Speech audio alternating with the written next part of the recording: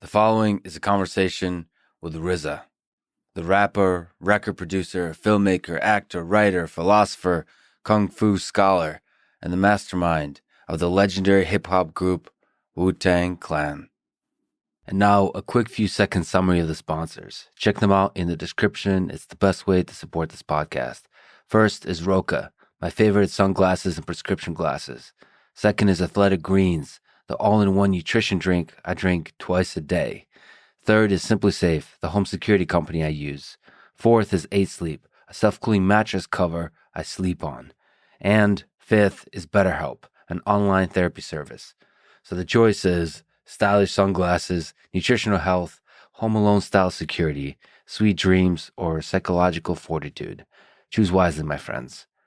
And now, onto the full ad reads. As always, no ads in the middle. I try to make these interesting, but if you skip them, please still check out the sponsors. I enjoy their stuff. Maybe you will too. This show is brought to you by Roca, the makers of glasses and sunglasses that I love wearing for their design, feel, and innovation on material, optics, and grip. Roca was started by 2 All-American swimmers from Stanford, and it was born out of an obsession with performance. I actually got a chance to hang out with one of the founders and the current CEO, Rob. He's an amazing guy. They have an amazing facility here in Austin. I really like the engineering aspects of the work they're doing. We might actually do a video or we get some custom prescription glasses for me. Designed and engineered right on the spot. So I personally love this idea. Roca is designed to be active in, extremely lightweight. The grip is comfortable but strong and the style is classy. So it holds up in all conditions when I'm wearing a suit or wearing running gear, including on long runs in 100-degree Austin weather. Check them out for both prescription glasses and sunglasses at Roca.com and enter code LEX to save 20% on your first order. That's Roca.com and enter code LEX. This show is also brought to you by Athletic Greens and its new renamed AG1 drink, which is an all-in-one daily drink to support better health and peak performance. It replaced the multivitamin for me and went far beyond that with 75 vitamins and minerals. It's the first thing I drink every day. I now drink it twice a day. It's my go-to to make sure I'm getting all the nutrients I need, given that I'm mostly eating carnivore or keto diet. And I'm doing all kinds of wild physical and mental challenges throughout the day. So it makes me feel good physically, psychologically, plus the thing tastes really good. I've been doing this thing where I go for a run in the heat, come back, make an Athletic Greens drink, put it in the freezer, then go take a quick shower, and 10, 15 minutes later, come back, grab the drink out of the freezer. It's nice and cold, super refreshing. It's like a celebration of the hard work I did out on the road. Anyway, they'll give you 1 month supply of fish oil when you sign up to athleticgreens.com/Lex. That's athleticgreens.com/Lex. This show is also brought to you by Simply Safe, a home security company designed to be simple and effective. They just launched their new wireless outdoor security camera. It has an ultra-wide 148-degree field of view, 1080p HD resolution with an 8x zoom. Also, it has a built-in spotlight with color night vision. I take personal security very seriously. I do a lot of things to make sure my body, my mind, my computer is secure. But I also like good design and good implementation, so that's why I really like SimpliSafe. It's super easy to set up. Holistically, the whole system just works great, very easy to use, and adds a nice first layer of security to my home. To learn about this new camera, go to simplysafe.com/Lex. SimpliSafe is celebrating this new camera by offering 20% off your entire new system and your first month of monitoring service free when you enroll in interactive monitoring at simplysafe.com/Lex. That's simplysafe.com/Lex. This episode is also brought to you by 8 Sleep and their Pod Pro mattress. It controls temperature with an app, it's packed with sensors, and it can cool down to as low as 55 degrees on each side of the bed separately. I cannot quite express with words how much pleasure and joy I've gotten from getting into a cool bed in the Austin heat for either a power nap or a full night's sleep. It just makes me feel great. Cold bed with a warm blanket, I just love it. Like I said, they have a Pod Pro cover, so you can just add that to your current mattress without having to buy theirs. But I also have their mattress. It's very nice too. The 8 Sleep system can track a bunch of metrics like heart rate variability, and it can cool down to as low as 55 degrees on each side of the bed separately. But honestly, cooling alone is worth the money. Go to 8sleep.com/Lex to get a special savings. That's 8sleep.com/Lex. This episode is also brought to you by BetterHelp, spelled H-E-L-P help. They figure out what you need and match you with a licensed professional therapist in under 48 hours. For some reason, as I'm saying this, the movie Good Will Hunting popped into my head. And that's probably my favorite Robin Williams performance, where he is a therapist to Will, the mathematician. I think that coupling of youthful brilliance and sort of melancholy wisdom that comes with age is just beautifully done in that film. And I think I seek that kind of thing from conversation, from mentorship, that kind of guidance by the wise old friend, how to deal with the trauma of the past. I'm a big fan of conversation being able to accomplish that kind of thing. So definitely you should use services like BetterHelp, which makes that conversation easy, private, affordable, and it's available worldwide. Check them out at betterhelp.com/Lex. That's betterhelp.com/Lex. Remember, it's not your fault. It's not your fault. If you don't know what I'm talking about, it's a line from the movie. This is the Lex Friedman Podcast, and here is my conversation with RZA.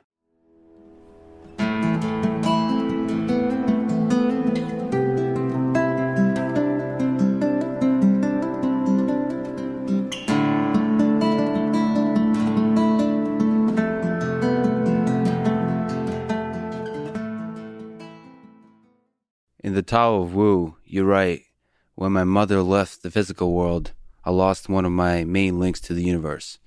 They say that you have an umbilical cord and an etheric cord, which is the invisible cord that attaches you to your soul, your mother's soul, and all other souls. When one passes away, you really lose something. It's physical and mental. It's real. Part of you dies. What have you learned about life from your mother? I mean, I learned life itself from my mother. You know, being one of 11 children and seeing the sacrifice that she gave to us, therefore given to life, it's really the greatest lesson of life.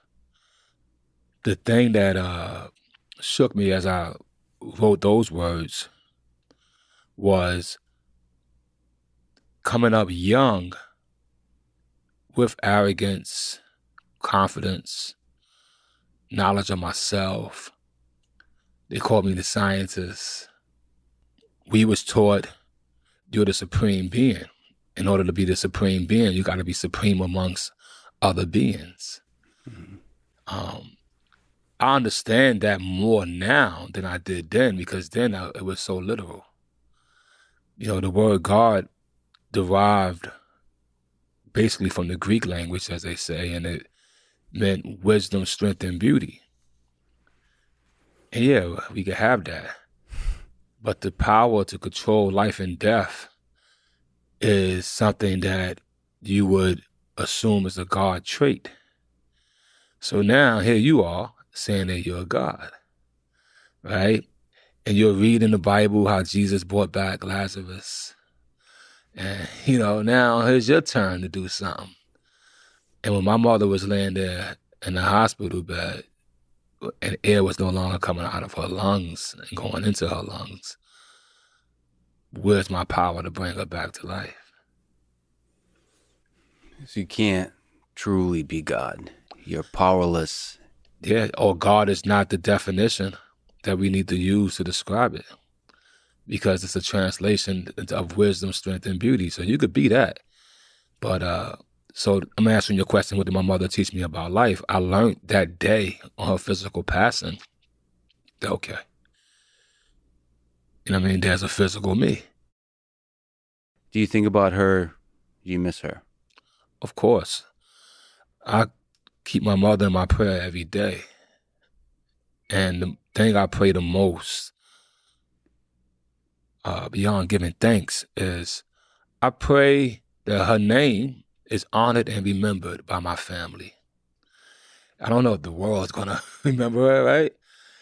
Even though if you watch my movie Love Beats Rhymes, I named the school in that movie after my mother just to leave it somewhere else. In physical space, Yeah, exactly. But yeah, painful. The pain of my mother's passing is indescribable. Only until it happens to a person they know, and then they won't describe it either. Only the people that lost their mother, they could look at each other and they got this nod. You know what I mean? But one other thing happened to me was the joy of life hit me differently. And I think it was the realization of my own mortality versus my immortality. It's a big, big thing. And I don't know if we'll get to expound on that, but there was a joy that overcame me because I was kind of free of a certain illusion about the immortality of my physical being versus the mortality of my physical being. And I was like, okay, wow, I understand. So that was the first or the hardest realization you've experienced that you're mortal. Yeah, and I'll say mortal and what you're looking at here physically. I won't say my soul is mortal, right? I'll say it's immortal because at the end of the day, it's just like I could sit here and I could just hum, please, please, please, by James Brown. But James Brown is not going to come in here and do that. So in some sense, James Brown is still here. In another sense, he's soul is here. The soul. The soul is here. Well, it lives through you by you singing it. It lives through you by you listening to it, celebrating it. And the hope is that the human species continues to celebrate the great minds and the great creations of the past. I would add this to that equation. When I say it's immortal, I don't think not just only because somebody sings it, right? It's like, where's the fire at right now? It's in the air. You just gotta spark it. Yeah. So it's always there. Are you afraid of death? Nah, I'm not afraid of death. I'm not trying to see it. You know, I'm not rushing that nowhere near me, right? Because all I know is life, right? My life is living. You know, I read a lot of ancient texts. People probably know about me, and I love one of the great teachers named Bodhidharma.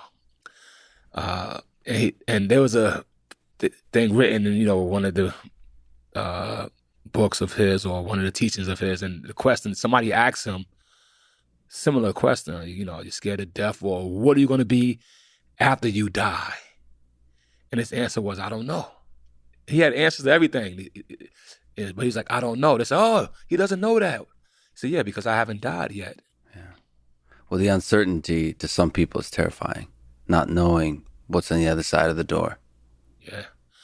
I mean, especially when you're young, you know, as a kid, fear permeated my life. You know what I mean? You know, I was actually watching horror movies, and I believed in all type of supernatural things that could or can happen. I thought I saw things as well. And, you know, whether it was being projected from my own mind or whether it was there visible to me, I don't know, right? But life is beautiful. And if we have it, and we should use it all the way to the last drop. Realizing the mortality, the gift your mother gave to you is realizing that you're mortal, and in so doing, help you realize that life is beautiful. Yeah. On this topic, Quincy Jones, I read, said to ODB and you, when it rains, get wet. What do these words mean to you? Well, I think what Quincy was saying at that time was, you know, I think I was more conservative, like as a person, and like, you know, had money, women wanted me. Yeah. Anything I kind of wanted, I probably could have had, you know what I mean? And he was just saying, when it rains, get wet, enjoy this, man. It's raining on you.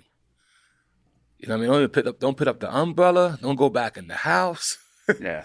get wet. Experience the moment. Yeah, and enjoy it. And I didn't take total heed to him at that time. A couple of years later, I took some heed. But at that time, I didn't take heed. And when I took heed, I think that I may have misinterpreted by looking at his example of getting wet versus my example of getting wet. And I could tell you right now, I'm getting wet right now in my way. In part, thanks to your mother, but overall, you just learn how to appreciate the rain, just like the experience of every moment. Yeah, and I'll share this with you because this is going to be a very open conversation, and I haven't had this conversation. So definitely in part to my mother, then in part to my wife. I meet my wife, it's my second wife, but I met her after my mother passed. And she was just a friend. You know, some girl I met, thought she was beautiful, and actually built a friendship with her. But a few years later, when the relationship became like, you know, this is gonna be my woman. It was actually when I was doing the middle of my divorce, and I was like, you know, do I run wild and hey, you know, me and my wife already filed, we were separated, and do I run wild? And I didn't run wild. A little bit, but not too wild, right? And you know, I'm still a man. Right? I'm a hip hop guy. So. Yeah. I read you know how to party. Yeah, exactly. Somewhere. But the funny thing is that my wife now, her name is Talani, my uncle said she reminds me of your mother. Mm-hmm. He knew my mother before I knew my mother. And he saw that, and we ended up dating, got engaged, and then her mother passes. And so now there's a total understanding of everything, and we actually help build each other back up. So of course I have to thank my mother for the awareness. Then I thank my wife for bringing that awareness to actualization. Mm-hmm. Like to actually feel it. I don't think I'd be talking to you right now and talking as much as I do these days if it wasn't for the security and peace and harmony that I was able to gain at home. You know, so. And like you said, you now share that look of having both lost your mom. What have you learned from Quincy about music, about business, about life? Quincy Jones is a great mind, a great artist, you know, a treasure in all reality. He's seen it from when he couldn't eat in the same places he played his music at, to owning places bigger than those. So what a beautiful life, you know? He's the type of guy, if you spend 1 hour with him, you got a lifetime of information. And I was blessed to spend multiple hours with him and days with him. And, you know, just a certain period of time where we came across each other, and he was always there to share the knowledge. Like, that's another thing about him that I think is special. And hopefully I picked that up, is that he's always willing to share with his experience, his knowledge. I mean, I think he'll even share his home to the right person if he feels that that's what they need to get back on their feet. He's a very beautiful man. So just the kindness, the goodness of the man is like the thing that really rubbed off on you. Yeah, I mean, minimum, right? I mean, Quincy Jones also, in his 50s, as a producer, produced one of the greatest albums of all time and one of the greatest selling albums of all time. Not just great critically, economically great. And I mean, I think he did it at the age I am right now, so I might have a great year coming up. Timing well, yeah. So now you got a taste of what greatness is. You get to see what greatness is, so you know what exactly how to strive for yourself. Yeah.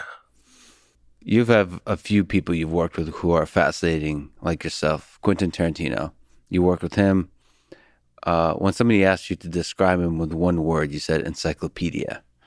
What have you learned from the guy about filmmaking and about life, again? A very generous man with his knowledge.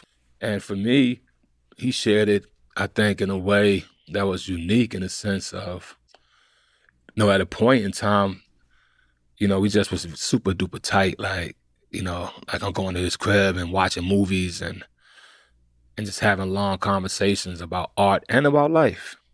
You know what I mean? So I learned a lot. I consider him, especially when it comes to anything cinematic in my life, I consider him the godfather of that for me. I think, I humbly asked him to mentor me, which is a very humbling thing to do, coming from my neighborhood, coming from who I am, I was already a multi-platinum artist, it was past the year 2000 already. Mm-hmm.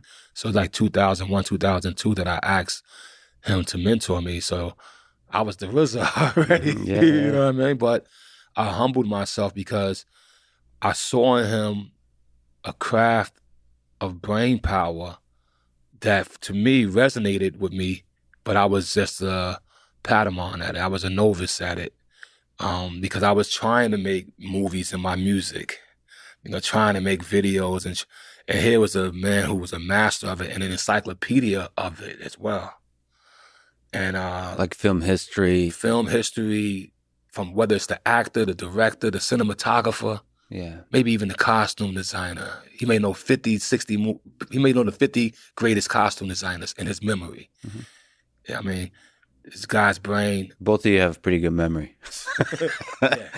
I'd love to be a fly on the wall of that conversation. Yeah, and kung fu movies, mostly you guys. We actually started. I think we started our relationship trying to outdo each other. Knowledge-wise or what? Yeah, movie knowledge-wise. Actually, kung fu movie knowledge-wise.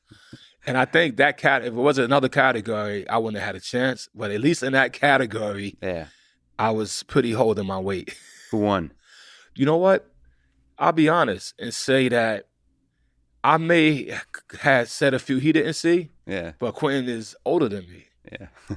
So he could go back farther. Yeah, he could go back to 72 when I didn't see one yet. You know what I mean? Yeah. Yeah. Well, he said Master of the Flying Guillotine that I got a chance to, that you commentate over today, and I got a chance to see the screening of. He said that's one of his favorites.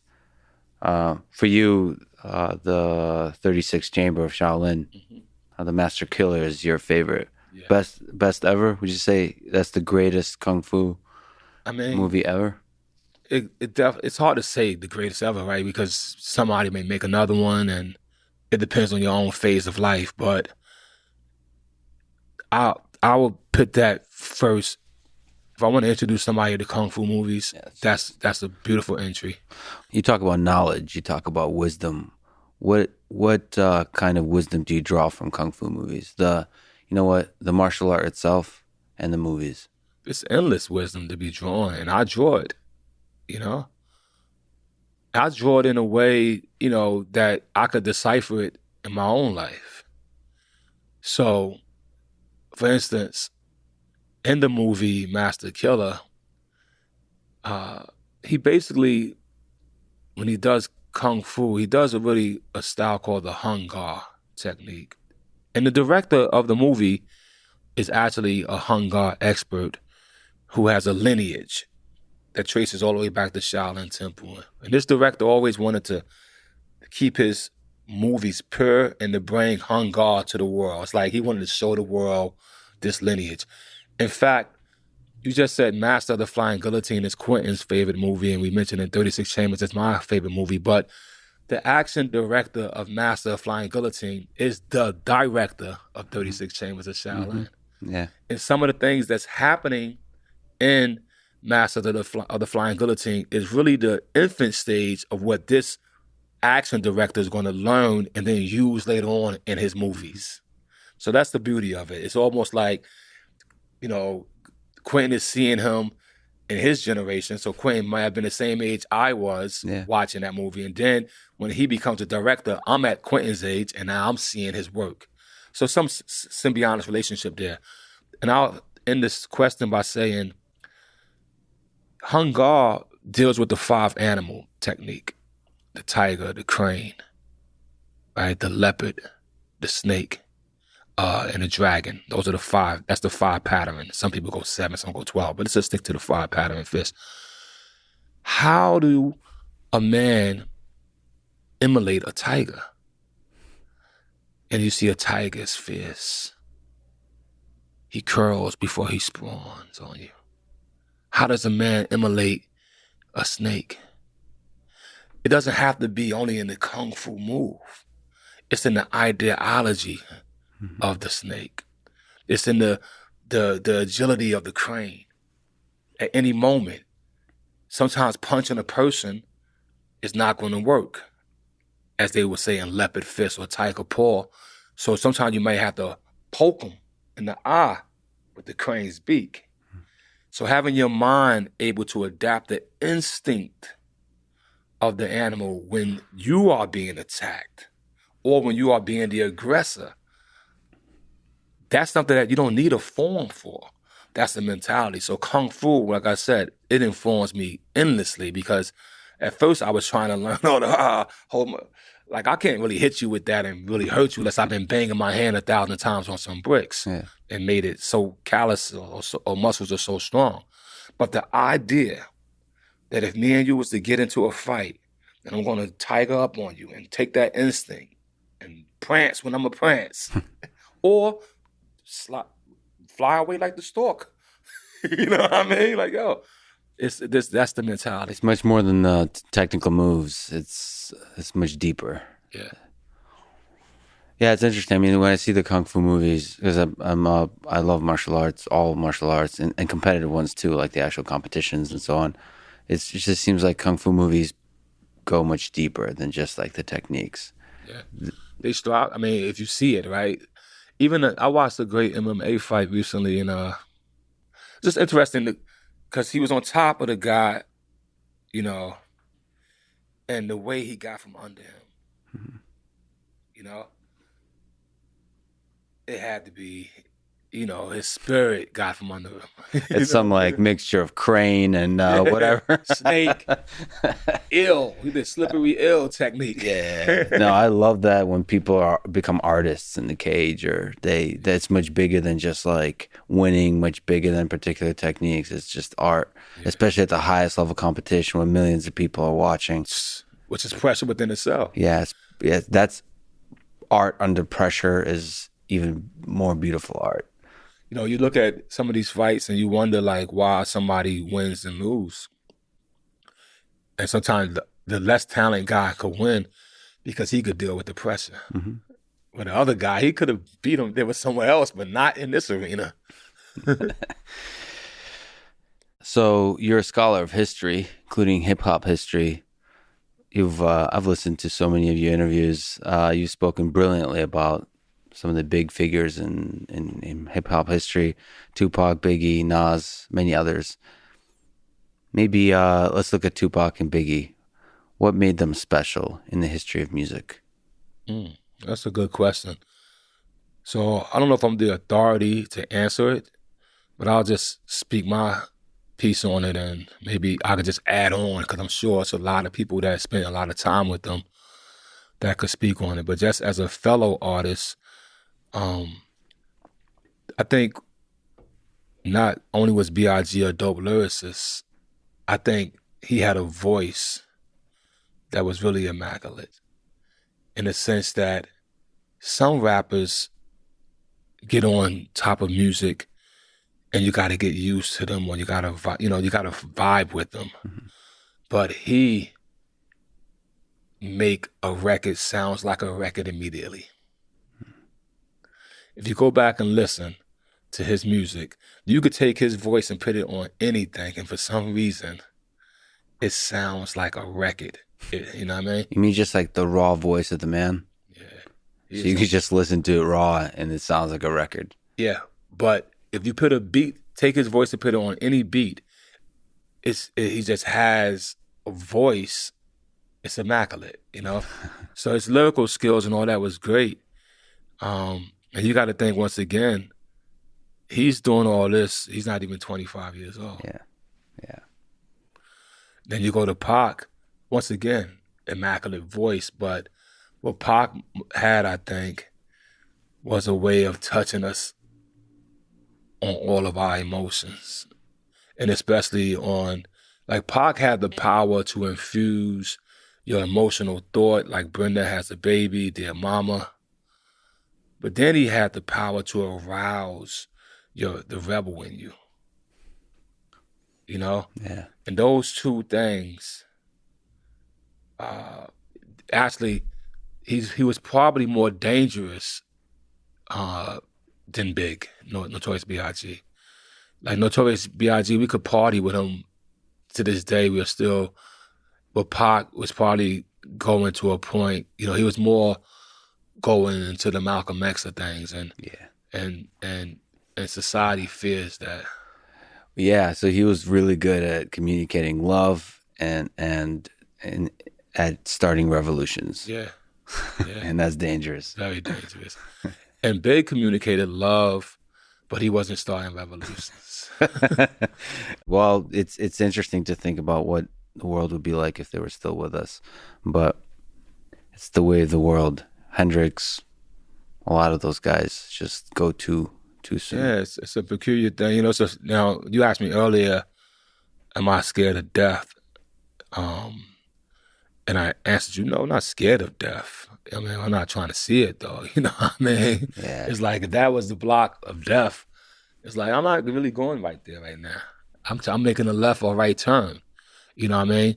Unless it was mandatory for some greater good. It's like, okay, I got to drive through that. You know what I mean? Yeah, but it can still happen. That's the meditation on death part, where you could die at the end of today. Yeah, you could die. Well, dying and death, I think, is two different things, personally. The process, you mean, of death, or just? Yeah, what? I mean, you could die. Like I said, you could die every day. You could die and not be yourself. You know what I mean? Which is crazy. But to get to a point of no return, that's a whole nother chamber. I mean, there's some sense in which RZA, the producer, becomes somebody else completely when you're making a film, becomes somebody else completely when you're, playing chess, becomes completely something different when you do Kung Fu or watch Kung Fu, or when you're a family man. All of those are little deaths when you transition from one place to another. So it's not like you're one being, you're many things. Yeah. I would describe that as all life, though. Yeah, it's fun. Outside of you and anybody on Wu-Tang, who's the greatest rapper from a lyrics, like a wordsmith perspective in hip-hop history, or some of the greatest, maybe some candidates? Let's name a few. I mean, you're going to have to start with Rakim. You're going to have to put Coogee Rap in there. You know what I mean? So going back. Yeah, you're gonna have to pick up with those brothers first. You might have to, if you want to get technical, you might have to start with Grandmaster Caz. You know what I mean? Who you might not even heard of. Nope. You know what I mean? But you may have sung his lyrics every time you sang Sugar Hill Rapper's Delight. Mm-hmm. Because that's his. That was it. They copied his and they made it theirs. But point being made, but I'll name a couple more. I gotta put Nas in that category. We got a chessboard in front of us, and one of the greatest chess players, the youngest grandmaster, before I think Carlson was Bobby Fischer. Mm-hmm. Right, so let's use Bobby Fischer as American, one of the greatest American chess players. And of course, Susan Polgar may have tied his record as the youngest grandmaster, and she's the youngest female grandmaster, I think, to date. But he was a master at what, 14? Yeah, something like that. Right? So now, to me, I met Nas when he was 15. He was already a master lyricist. It takes about 10 years to become a master lyricist. So by the time the world heard Wu-Tang, most of us had 10 years of rapping in us already. Mm-hmm. So that's why you met us at mastery level. The RZA was already a master when Nas was a master, but RZA was 21. Nas was 15. So Nas is like the Mozart of rap. Yeah, or just Bobby Fischer. Just Bobby Fischer, just born something in him, or maybe those early years, just because he's not just good at the lyrics. He goes deep with it. Yeah. just like you. So it's like there's depth. It's not just like mastery of the word smithing. It's just the message you actually send across. Information Yeah. into a small phrase, right? That's the whole thing of energy. How do we condense all that energy into this so that it could fuel that? And he's definitely one of those artists, MCs that does that. And he was doing it at 15. You know, like I said, I'm thinking I'm 4 or 5 years older than Nas. So I was always feeling, you know, my confidence of what I was doing, but I was like, this kid is only 15. I got to step up my game. Yeah. When he turned 19, then we got Illmatic. Yeah. From you, what are the best and most memorable lyrics you've ever written? Well, that's a hard question for me. Does stuff stand out, like stuff you're really proud of that was like important in your career? Yeah, I mean, I think I did a song called Sun Shower. I don't know if we put it on the Wu-Tang Forever double CD, but only on the international version. Mm-hmm. But if anybody could go get those lyrics and write those lyrics down, you could just put that in your pocket, and I'm sure that it'll answer at least about 25% of your life's problems. Well, there's a good one, Sunshine, where you talk about religion and God. That's good. I think it's on 8 Diagram. I'm not a record guy. Yeah, I'm a song it might guy. have been 8 Diagram. Well, do you have a lyric from it? Yeah, the answer to all questions. Yeah. You're talking about God. Yeah. The spark of all suggestions, of righteousness, the pathway to the road of perfection, who gives you all and never asks more of you, the faithful companion that fights every war with you. Before the mortal view of the historical, he's the all in all, you searching for the oracle. It's a good line, man. This is so good. A mission impossible, it's purely philosophical, but you can call on your deathbed when you're laying in the hospital. You will call him on your deathbed. Yeah. I have a scientist friend. Well, my wife's best friend, Rebecca, she married a scientist. They both scientists. They both were scientists, and she married Dr. Neil. I ain't gonna say their last names, but Neil and Rebecca, it's my wife's best friend. So they come over, and me and Neil, we go through the longest debates of science and religion. We just go. We could go break day with it. And before he had a child, he was more adamant and don't believe in God. You know what I mean? After a child, he still kept his thing, but I just hit him with the question: if you was about to die, because now you got a child to think about, right? It's different when you thinking about yourself. I asked him, if you was about to die, you don't think you're gonna make that call? He's like, I'll make that call. and it kind of inspired my lyric, because it was like, who you gonna? Yeah. And I just want to say, as far as, so you mentioned lyric, that is one of my favorite lyrics, but that's part 2 to Sun Shower, was the prequel to Sunshine. Yeah. So if you ever get a chance to check out Sun Shower, it starts off with, trouble follows a wicked mind. 2020 vision of the prism of life, but still blind because you lack the inner. So every sinner could end up in the everlasting winter of hellfire. With thorns and splinters prick your eye out. You cry out. Your words fly out, but you remain unheard. Suffering, internal and external, along with the wicked fraternal of generals and colonels, letting off thermonuclear heats that burns you firmly and permanently upon the journey through the journal of the book of life. For those who took a life without justice will become just ice. It's been taught your worst enemy couldn't harm you as much as your own wicked thoughts. But people ought be naught unless in wrought, so they find themselves persecuted inside their own universal court. So it's a long one. It's like a 3-pager. Wow, that is about life. That's like character, integrity, how to be in this world. And that ultimately connects to God. Yeah.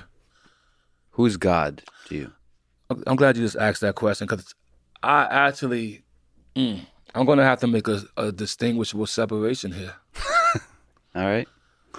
And it's funny because I heard recently, I heard a rabbi was debating with this historian, Dr. Ben. I can't pronounce Dr. Ben's name, but they was debating.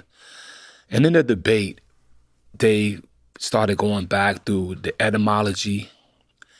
They went way back beyond antiquity because they was debating. And so there was, some things, they was going deep. And they really went far, far back to kind of the first word of God. Mm-hmm. And it was, when they pronounced it on this particular debate, it was Allah. And they said from that they got Elohim. Mm-hmm. I've already agreed in my heart and my life that the father of this universe, proper name is Allah. And of course, in Allah, I get all. And I don't think that God is the same as that. I think Allah gives birth to God. In fact, if you take the word Allah, A-L-L-A-H, and you take it through numerology or numbers, the number letter A being 1, L being 12, and you add it all up to its lowest, to the last denominator, you're going to get the number 7. And the number 7 is going to bring you right back to that letter G. So Allah borns God, but God don't born Allah. How does that God, how does Allah connect to the oracle that you're going to be calling for when you're laying in the hospital?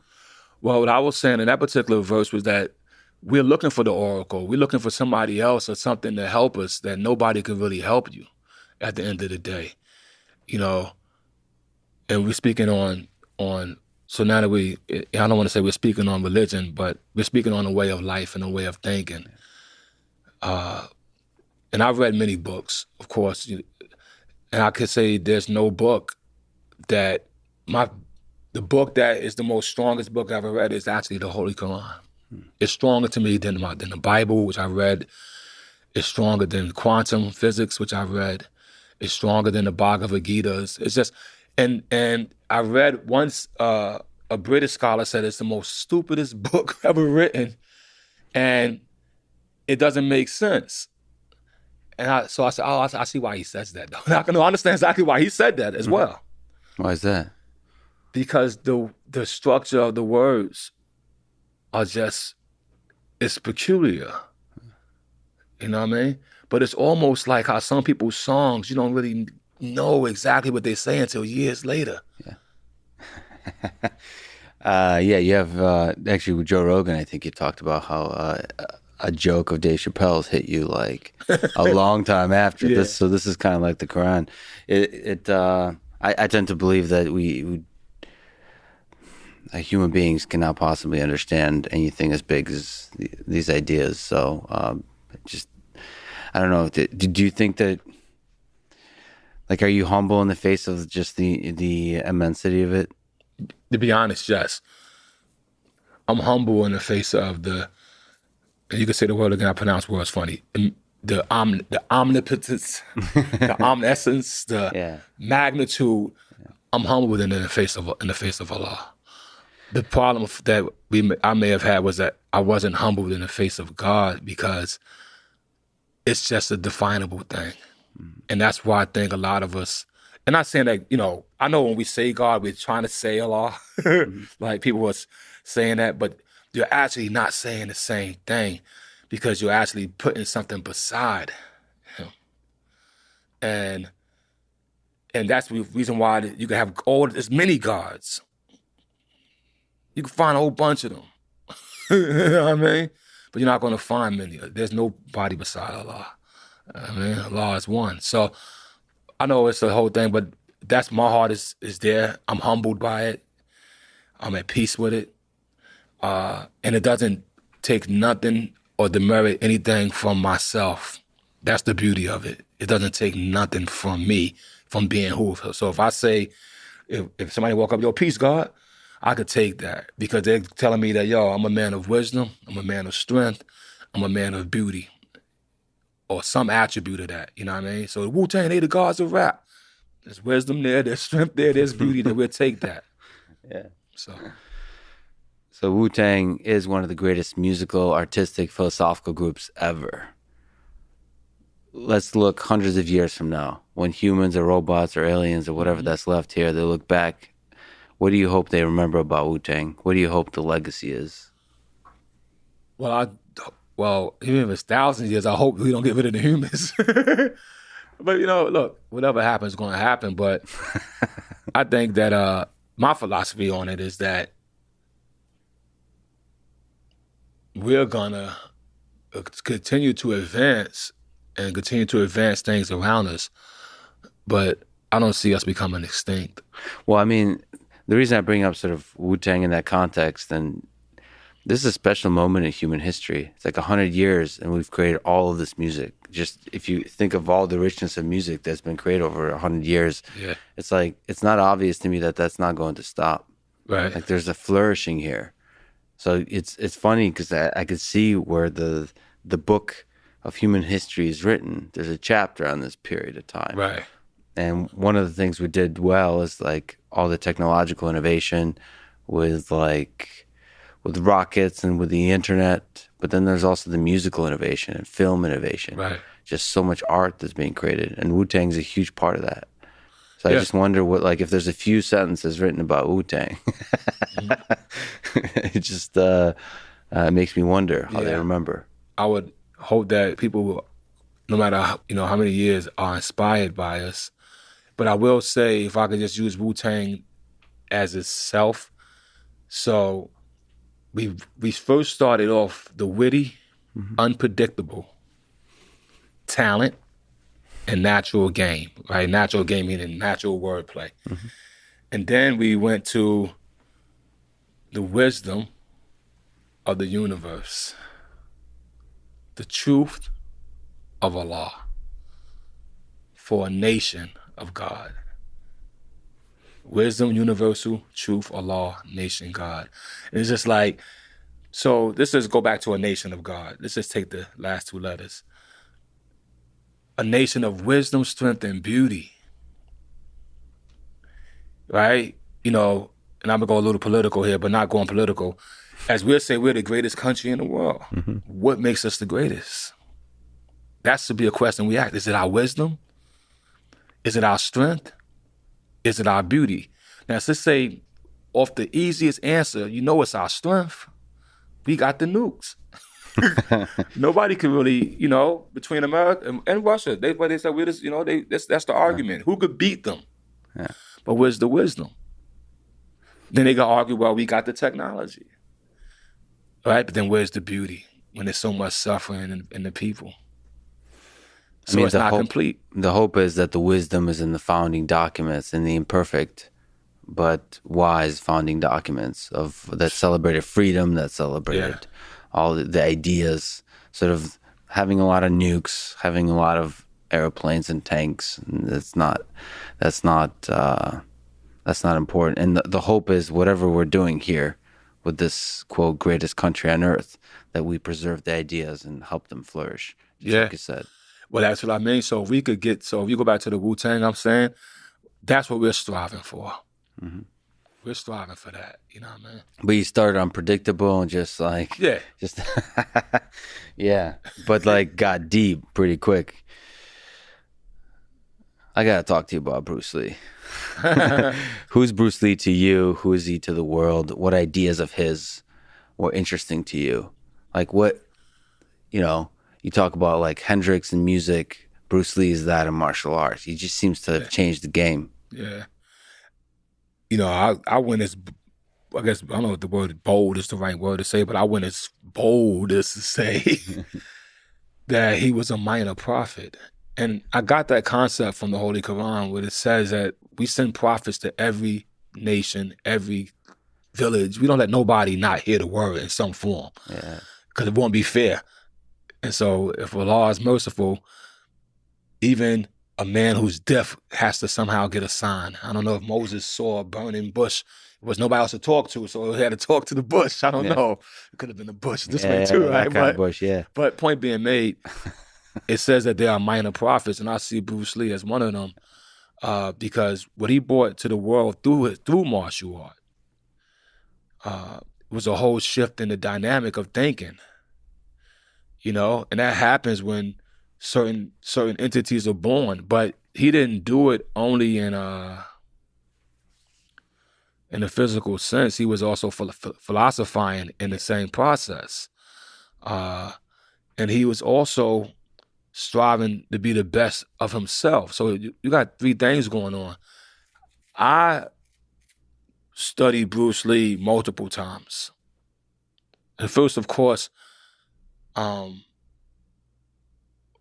I saw my first Kung Fu movie, it was the fake, it wasn't really Bruce Lee. It was a few Green Hornet clips cut together. And then I saw Black Samurai. Then my following Kung Fu movies was like Fearless Fighters, the Ghostly Face, the Fist of Double K. But basically, in Fearless Fighters, the lady put the little kid on her back and flew across the ocean, across the lake, right? So Bruce wasn't doing that. And then I went on to 5 Deadly Venoms and Spearman and 36 Chambers. And these movies are beautiful, and yet they're all heightened. Bruce, they're heightened beyond doable. You're not going to... Yeah, it's like surreal. They play with the world that's not of this world. Yeah. Bruce played with this world. So when I first saw Bruce, I actually didn't think he was as good as these guys. He can't fly. He's not flying in the movies, right? But then when I saw, because the first one I saw was The Big Boss, which they retitled Fist of Fury. But then when I saw Chinese Connection, which is the real Fist of Fury, right? I saw something different there. And I got enamored. And then, of course, Enter the Dragon, right? Just really complete. That's why my first album was Enter the Wu-Tang, 36 Chambers of Shaolin. So it's Enter the Dragon and 36 put together, because those are the two epitomes. So what happened is, that's young me. Then teenage me studies him again. And I realized, wow, look at his physicality. Look how he's moving for real. And then I studied him again. Wow, look at what he's saying. Then I studied him again. Wow, look at what he stands for. Which do you like in the realm of martial arts? The real or the surreal? Or the dance between the two? Yeah, I like the dance between the two, because a movie to me is to entertain you. So I'm cool with Obi-Wan Kenobi disappearing out of the cloak when Vader strikes him down. And then I'm like, yo, what happened? And he's like, run, Luke, run. I'm cool with that, right? Because that's the imagination. And the imagination gets stimulated to the point to whereas things that we saw imagined by our artists, we strive to create in our real world. Thus, Star Trek to me is just a precursor to our cell phones. Yeah. So for me, I like to mix the two. Yeah, it's funny how science fiction, pushing into the impossible, actually makes it realized eventually. Yeah, we humans, once we see an idea on screen, no matter how wild it is, we're trying to make it. Yeah, we're trying to make it. There's some young kid that gets inspired when we watch that. I'd be like, I'm going to build that. Exactly. So I don't know who's going to come with the Back to the Future time machine, but do you have any classmates that you think is time machine? I thought you were going to Back to the Future, what is it? The hoverboard, or at least somebody they got you seen the one on the water? No, the floats on the water. Wait. No, the surf hover. It's great. No. It's dope. Nice. It's dope. It actually, if you're a Back to the Future fan, you feel like you made it you made it there. Yeah. All right. Well, now we just got to work on the time travel, and it was cool to hear you talk about the Master of the Flying Guillotine today, that inspired the lyric for the Wu-Tang Clan and Nothing to F With. Yeah. How does that go again? What, the curse word or the lyric? No, I remember the curse. I am Russian, but I remember the curse word. But the lyric. I said I'd be tossing and forcing My style is awesome. I'm causing more family feuds than Richard Dawson. And the survey said, you're dead. The fatal flying guillotine chops off your head. Yeah. Yeah. And it was interesting to see the guillotine in a movie today.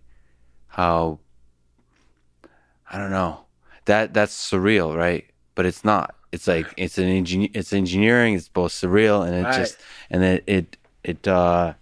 it adds this chaos into this real world and then challenges everybody to think what you're gonna do with that. Yeah, how you gonna beat it? Yeah, how you gonna beat it? Both when you have like the good and the evil and the mix of the bad guys and the good guys, and you're not sure who the bad guys are. It's the old question of good versus evil, right?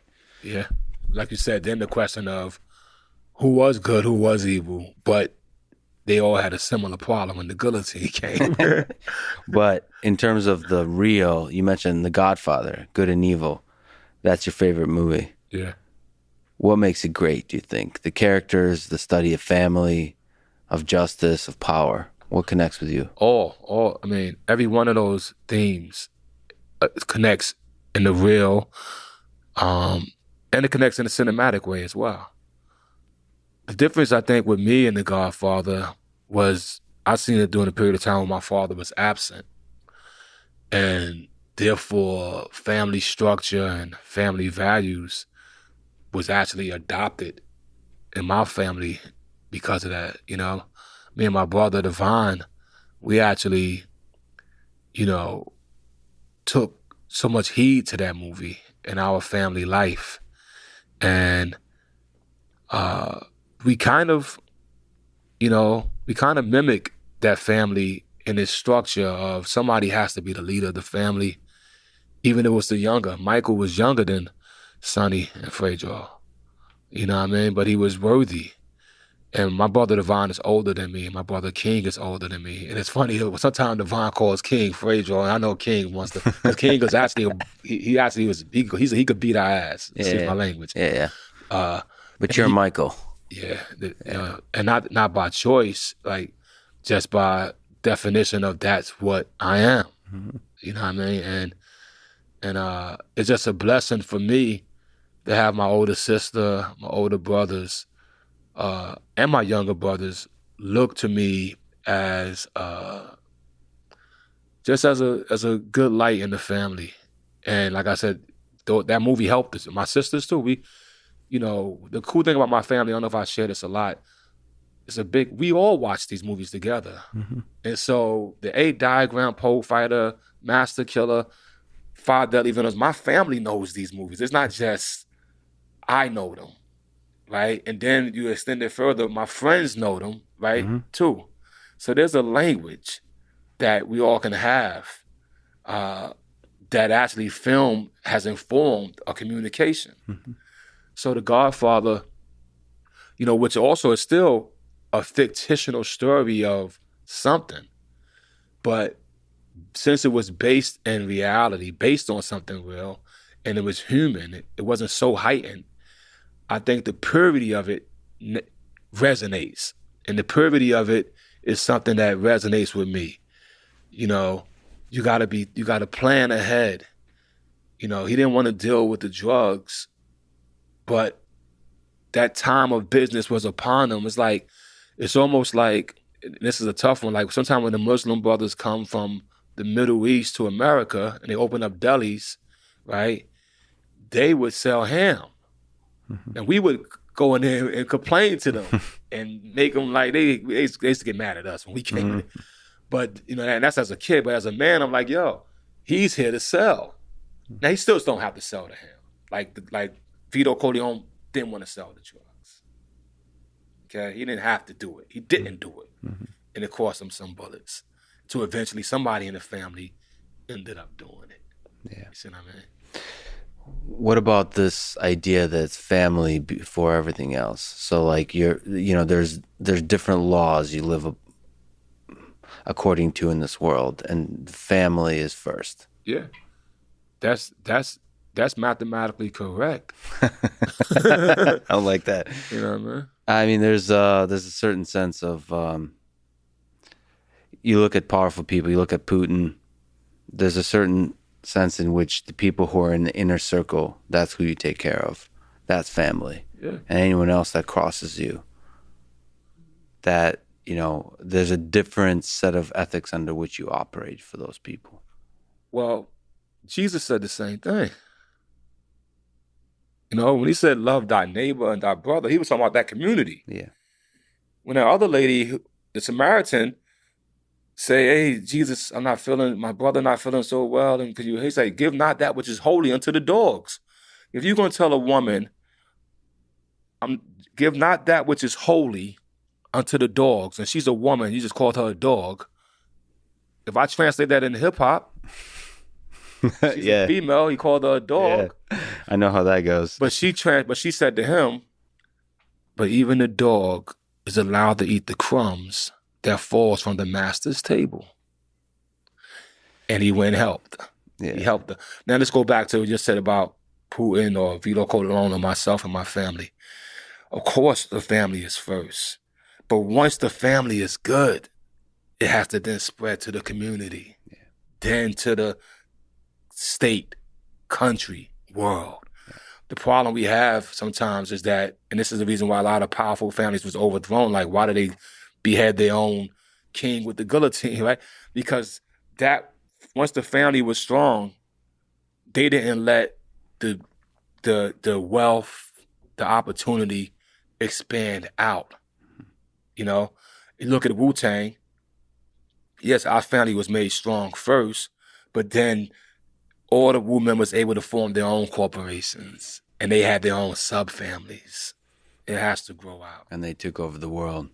You've talked about being vegan, and I don't think I heard you explain this because it connects somehow about how you think about life. So you talk about when your family's good, you grow that like circle of empathy, you grow the community. Is that how you think about being vegan? That just the capacity of living beings on earth to suffer, that you just don't want to add suffering to them? Yeah, I mean, you said it clear. It's like nothing, in all reality, I came to a realization that nothing really has to die for me to live. Yeah. No animal. The plants themselves, right? So let's just say, you know, you want a steak, which is probably the most, I don't know, the most expensive piece of meat, but let's just say the steak is, top of the line, nice steak. Yeah. And you eating the steak for the protein to help build your muscle. And I don't know if you got it from a cow or a bull, but whether it's the cow or the bull, they grow to about 1,500 pounds. And if it's a bull, it's all muscly muscle. And it's only eating grass. Yeah. Yeah, it's possible to, both as an athlete and just as a human being, to perform well without eating meat. That's something, especially in the way we're treating animals, to deliver that meat to the plate. I think about that a lot. So I'm a robotics person, AI person, and I think a lot about, I don't know if you think about this kind of stuff, but building AI systems as they become more and more human-like, you start to ask the question of, are we okay if we give the capacity for AI systems to suffer, first to feel, but then to suffer, to hate and to love, to feel emotion? How do we deal with that? It starts asking the same question as you ask of animals. Are we okay adding that suffering to the world? Right. And I don't think we should add the suffering because it's not necessary. Like, look, if it's necessary, right? Because we're, survival, or the first law of nature is self-preservation. If you are in a desert and there's nothing else to eat but that lizard, okay, you got to do what you got to do. Lizard's got to go. Yeah, you got to go. You got to do what you got to do, because at the end of the day, when they say man has dominion over these things, his dominion is almost like a caretaker. The way we do our dominion, we dominate it, eat it, cook it. Yeah. Like who's the first guy that looked at the lobster? He was like, I'm gonna eat this thing. Yeah. It's like it's first of all, it's hard to eat it. Yeah. You gotta go through a process to get that. A crab, I remember we used to eat crabs when we was kids. And I didn't know why I was always getting itchy throats and all that. You're a kid, you don't know, just eat. But at the end of the day, a crab didn't provide no more than a finger worth of meat, maybe. Yeah. And it's hell getting that thing, Yeah. getting it out. It's like, it's not worth it in Yeah. all reality. You could have gave me a banana and did better for my body and my appetite and my being fulfilled as full. Like, look at the blessings of life, right? If you take a seed, or you get an apple and you eat it, in that apple is multiple seeds in it. If you plant that seed, it'll give you a whole tree with a whole bunch of apples with all multiple seeds. Mm-hmm. But if you kill a fish, it can't reproduce. It's done. Yeah. If you kill a cat, it's done. It's nothing coming back. But when you deal with the plants, even after you eat the apple and then you defecate, your defecation is what feeds the ground to cause the apple to grow more. Yeah, it's a circle of life. And especially there's a guy named David Foster Wallace. He wrote a short story called Consider the Lobster. If you actually think philosophically about what, from a perspective of a lobster, that's like symbolic of something, because you're basically put in the water, like cold water, and then it heats up slowly until it's no more. It's torture. Yeah, it must have been like. You think they started eating lobsters in the Inquisition? Yeah. They just enjoy. They were probably enjoyed torturing animals, and they realized they're also delicious after the torture is finished. That's probably how they discovered it. Let me ask you a question. I know you're asking me the questions, but I just want to talk a little bit about the AI. And you said something about trying to put the emotion in it. Yeah. Right. So are you thinking there's an algorithm for emotion? Yes.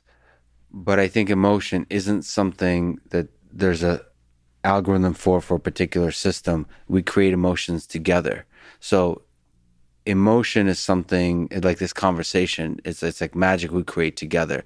So I've worked with quite a few robots. I've a very simple version of that. I've had Roomba vacuum cleaners. Mm-hmm. I've had them make different sounds, and one of them is like screaming in pain, like lightly, and just having them do that when you kick them or when they run into stuff, immediately I start to feel something for them. So the emotion you're saying is imposed back on the human. Yeah. But I'm asking, do you think there's an algorithm for the emotion to be imposed from machine to machine? Yeah, that's a really good way to ask it. It's difficult because I think ultimately I only know how to exist in the human world. Right. So it's the question of, if a tree falls in the forest and nobody's there to see it, does it still fall? I still think that ultimately machines will have to show emotion to other humans, and that's when it becomes real. I've been thinking about this a lot too. And okay. No, I'll come hit you with this because I've been thinking about this, and this is your field. Yeah. Well, do you think emotion is wave? Like light is wave, or do you think it's particle? So emotion is just it's like a shadow of something bigger. And I think that bigger thing is consciousness. So emotion is just... You don't know if it's a wave or a particle? Y'all haven't thought about that? I have thought about it, whether there's something like, whether consciousness or emotion is a law of physics. Like if it's that fundamental to the universe. I had a lyric that said this. It comes out, they did this documentary about the planet, and I wrote a song. It's called The World of Confusion. Uh-huh. And I'll try to paraphrase the lyric, but in the world of the confusion where there's so much illusions, we suck the blood from the planet. Now it needs a transfusion in the redistribution of wealth, of health, and wealth of self, and a deeper understanding about mental health. The doctor prescribed the physical solution. The psychiatrist wants to build a bigger institution, but neither have the solution or the equation to make an instrument to measure the weight of the hate vibration. What is the weight of hate? Is it heavier than the weight of love? is it heavier than the weight of lead inside of a slug with just 10 milligrams? Is all it takes to kill a man. But anyways, then I go on from there. But Damn, that's good. But the question, you see the question there, right? Yeah. And Can be measured. Yeah. Can that be measured? I think so. You just don't got the instrument yet, right? Yeah. We're in the dark ages of that, but I think it could be measured. I think there's something physical, like something that connects us all that's much. We tend to think we humans are distinct entities and we move about this world, but I think there's some deeper connection. Right. But we're so. Listen, science is we just had a few breakthroughs in the past 100 years from Einstein on the theoretical physics side. Mm-hmm. We don't know anything about human psychology. We barely know much about human biology. We're trying to figure it all out. Yeah, I had another theory because, you think about quantum, right? As long as you say that there's an uncertainty, and you have me believe there's an uncertainty, then there's an uncertainty. But if there's not an uncertainty, what happens? So I'm only saying that it's last because you look at quantum computers, they're going to give you the O, the 1, the O. They're going to take 2 things and make it 8 things, and by the time you multiply 4 of those things together, it's like this chessboard, right? Mm-hmm. The moves goes into the millions, but the thing that's introduced is the uncertainty, right? Mm-hmm. You're going to make a move.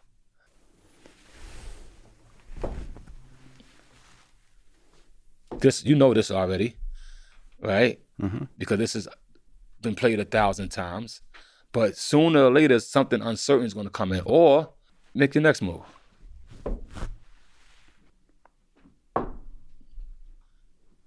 I like the weight of these. They add the certainty. I think just like Wu-Tang, unpredictable. That there's something about us humans that really doesn't like everything to be fully predictable. I mean, chess too is perfectly solvable. There's nothing unpredictable about chess. Right. Well, I could agree to that because Bobby Fischer said in one of his books, which I love what he said. He said, every game of chess is a draw. Yeah. The only way somebody wins is when one of us makes a mistake. It doesn't get any better than that. Yeah, it doesn't. What is chess? Like, how do you think about chess? What's at the core of your interest in chess? Do you see kung fu, music, film, all of it, life, all just living through chess? Yeah, I see. It's the most stimulating passage of time for me. That's also it's a pastime that stimulates my mind, my music, my thoughts about life at the same time. So while some pastimes is like, say, baseball is a pastime, and baseball can stimulate you depending on how you look at it, right? But most likely, you're not going to get this much brain activation, this much calculation, and this much thinking about yourself in a game of baseball. The player maybe, but not the viewer. Chess is something that I can engage into, and even though it's a pastime, it's giving me all the stimulation of real time in my life. It's funny because it's a funny game because it's connected through centuries of play. Just some of the most interesting people in the history of the world have played this game and have struggled with whatever, have projected their struggles onto the chessboard and thought through. And then nations have fought over the chessboard. Right. The Soviet Union versus the United States. Bobby Fischer represented the United States. Spassky represented the Soviet Union. Yeah. I gotta, before I lose track of it, when we were talking about The Godfather, you were in American Gangster, great film. You said it's one of your favorites too. You were in it with Denzel Washington. What makes that movie meaningful to you? What was it like making that movie? Because it's a great American film. That was a great American film. There was so many things in that film. Being a part of that film was probably a blessing and a treasure. Because even if I wasn't a part of it, it just caught such great filmmaking and to me a really cool, great story. The thing that I love about it the most really is the process of it. You know, Which part of the process? I wouldn't have known the process if I wasn't part of it. So as a film enjoyer, it was a great film, right? But even the process of making it was like high level education for me on multiple levels.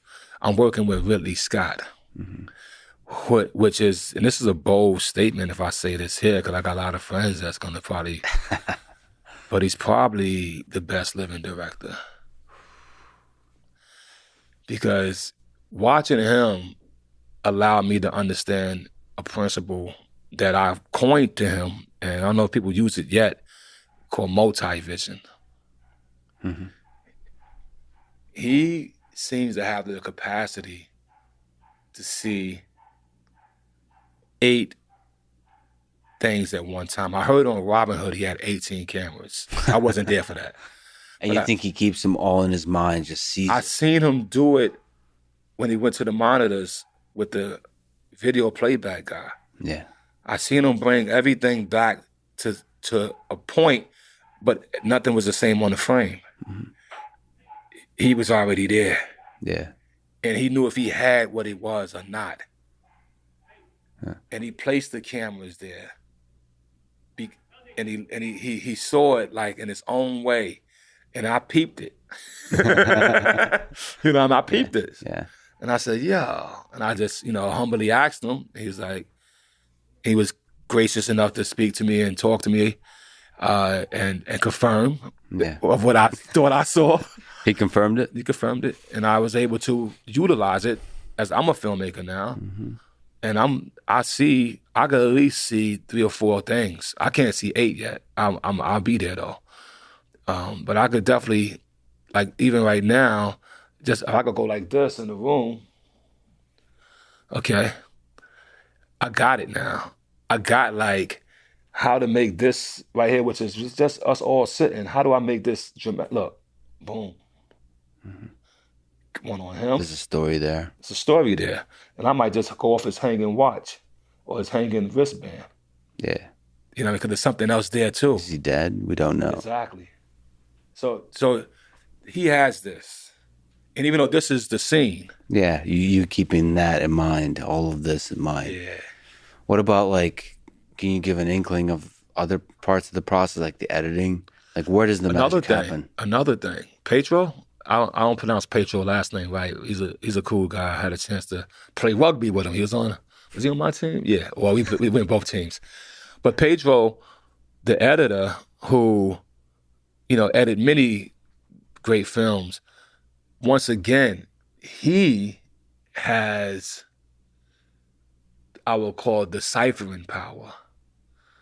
A good editor is a decipher, almost like breaking the enigma, because he's dealing with thousands, or we'll call it in film, with millions of feet of film, at least 1 million feet of film. That's a lot of film for a feature.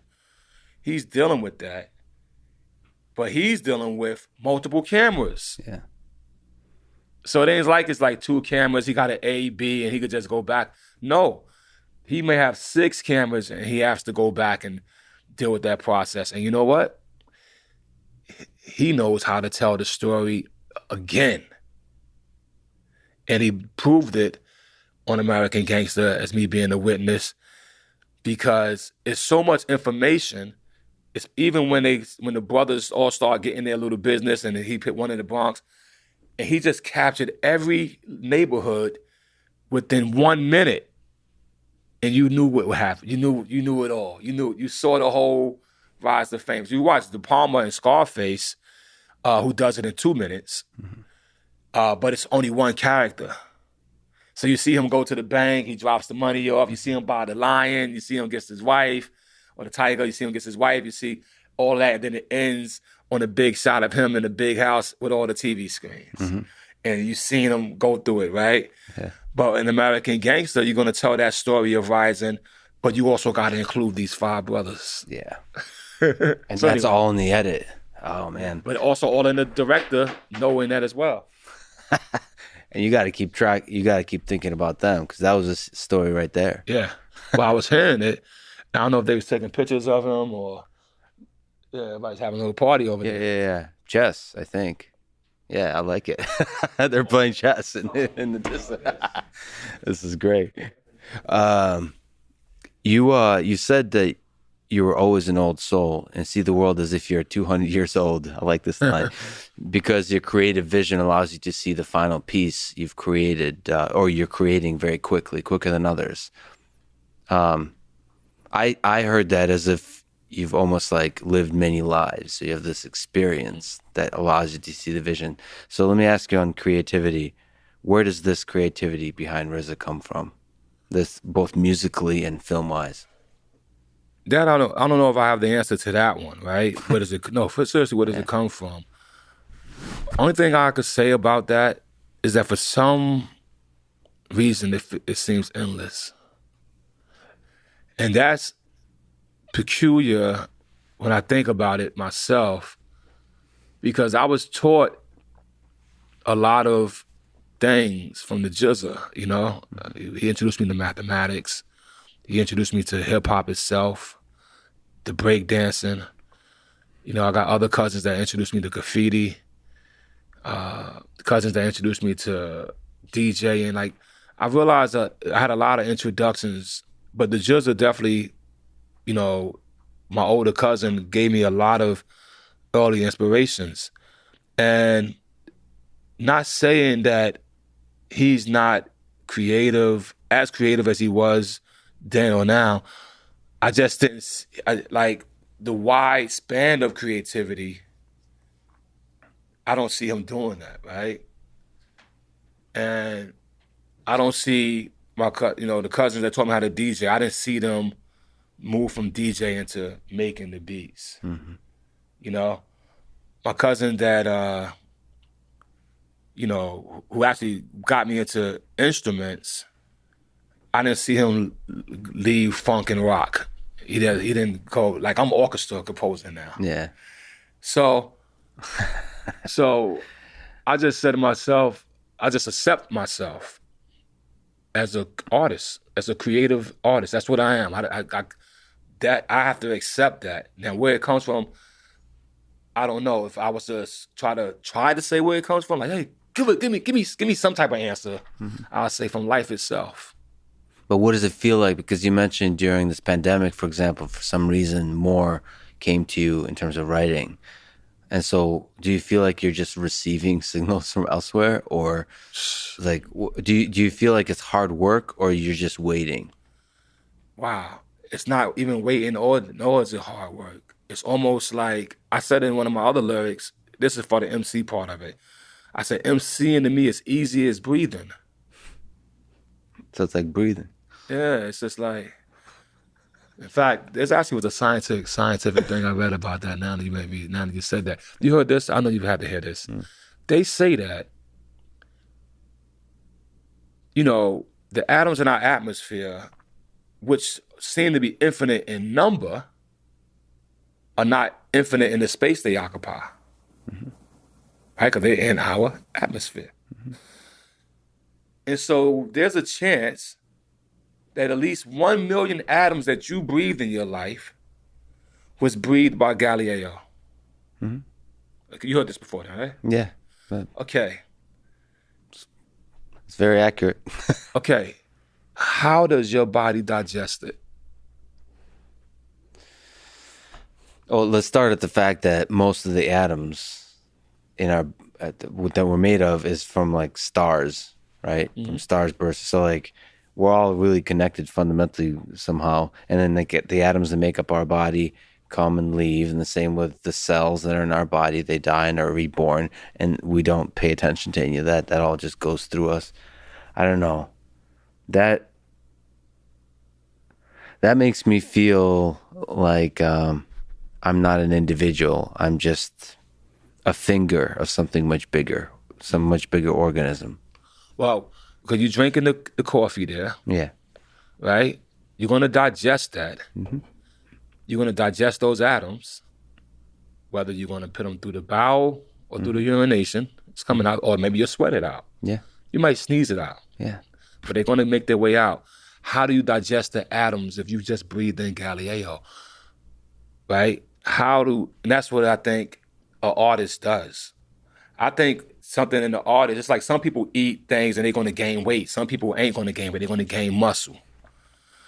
I'm just giving an analogy here. I'm thinking that the artist breathes in and translates it into the art. First, they got to hear it. I think most of us don't hear that. Like, we receive it, but it just isn't. Right, it's not, we not have the frequency. I said this about artists, and even, we all could consider ourselves artists in a certain way, but not, but let's just say there's only 1 million artists in the world. Yeah. Good. It's probably 10. With you. Yeah. If you divide that into the population, what part of the table would it be? A tiny part. Yeah, it might be that, right? Yeah. And yet it's that inspires that. Oh yeah. And you know what's so crazy about that though? There's also a chance, I'm just going numbers and I'm just hypothesizing with you, but there's also a chance that all of this is actually informing that. Yeah. The artist is just watching this, all of this, all the chaos of this. Yeah. So it's hard to know where the beauty comes from. Is it the artist or the chaos from the? So I don't have the answer, but if I was to be forced to say an answer, and you're not twisting my arm, but yeah, I would say I can if you want me. No, thank you. I'll say life. Yeah. Yeah. Life. In Tao of Wu, you write something about confusion, which I really like. Confusion is a gift from God. Those times when you feel most desperate for a solution, sit, wait. The information will become clear. The confusion is there to guide you. Seek detachment and become the producer of your life. So I got to ask you advice. If a young person today in high school, college is looking for some advice, what advice could you give them to be a producer of a life they can be proud of? Read the Tao of Wu. Let's start with the Wu-Tang Manual first. Yeah. No, you go do that second. Second? Yeah. Right. I think you could read the Tao of Wu first and then do the manual. Right. Because the manual is actually, not to put the two books against each other, but the manual is talking about things that is so deeply connected to the music and the people, and the Tao of Wu goes beyond that. So I would actually start there, which is not normally how I prescribe. I always tell people start at knowledge, then go to wisdom. Yeah. But since the Tao, skip ahead to the wisdom, I like it. Yeah, I think for a young man in high school, go to the Tao of Wu, and then go back. It's just like sometimes, you had, like my son's generation, they had to watch the second round of Star Wars, and then go back. You know what I mean? This generation is watching The Force Awakens, and then they go back. Yeah. But what? Because if you just look at your life as an example, that's one heck of a life. There's very few lives like it. You've created some of the most incredible things artistically in this world. Like if somebody, you talk about that like 1 million, right? At the corner of the table. If somebody dreams to become one of those, right, how do they do it? Well, the beautiful thing is that there are footprints left by those who've done it, and the best way is to study that, to study those who've already done what you want to do. We live on a civilization. We say this is the greatest country in the world, but our seal is a pyramid with an eye on it. You know what I mean? Because they did it before, and they may have failed for some reason or something happens, but it was just a strong enough example, right, to take us further. Elon Musk is sitting here trying to do better than what the rocket builders did before. He's not the first one to build the rocket. Mm-hmm. He's not the first guy to think of the electric car. He's doing it better. He's advancing it to the point that whoever picks up after him, maybe they'll get to that flying car. Mm-hmm. So that's the beauty.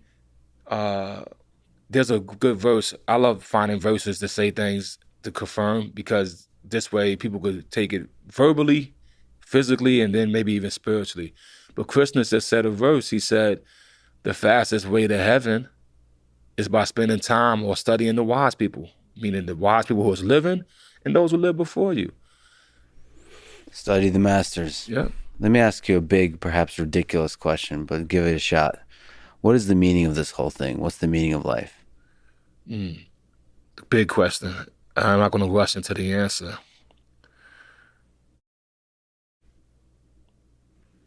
I'm going to give you somebody else's answer first, and I'll give you my answer.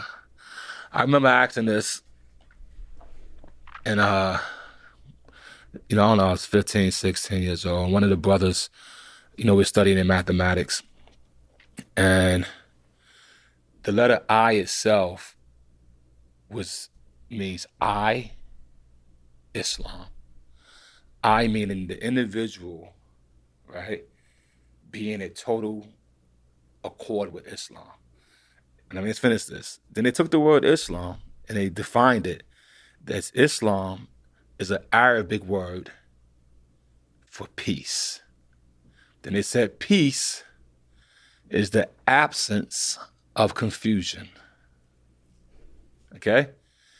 So then they took, this is something that really hit me when I never forgot it, and I'm going to decipher it, but then they took the word Islam and they broke it down by the letter into a acronym like Cash Rule Everything Around Me. Mm-hmm. And they broke it down to I stimulate light and matter. And I was like, because what hit me was that if you're not here, then light and matter don't exist to you. Mm-hmm. So you're stimulating it, or it ain't here for you. Mm-hmm. So anyway, taking all that, so then I said, so what's the meaning of life? And the brother just said, love Islam forever. Right? Yeah. People I know, that's not, I ain't saying the religious point of it. I'm just saying all those other elements I just spoke about in front of it. I stimulate light and matter. Yeah. I love that. That's powerful. Yeah. And let me give you my definition of life. I think life is that simply for each and every one of us to add on to it. Build. Like you said, the masters. Yeah. Build on top. Life gave you life, give life back. I don't think there's a better way to end it than talking about the meaning of life. RZA, I'm a huge fan. It's such a huge honor that you spend your valuable time with me. Thank you so much. Peace. Thanks for listening to this conversation with RZA. To support this podcast, please check out our sponsors in the description. And now, let me leave you with some words from Plato. Poetry is nearer to vital truth than history. Thank you for listening and hope to see you next time.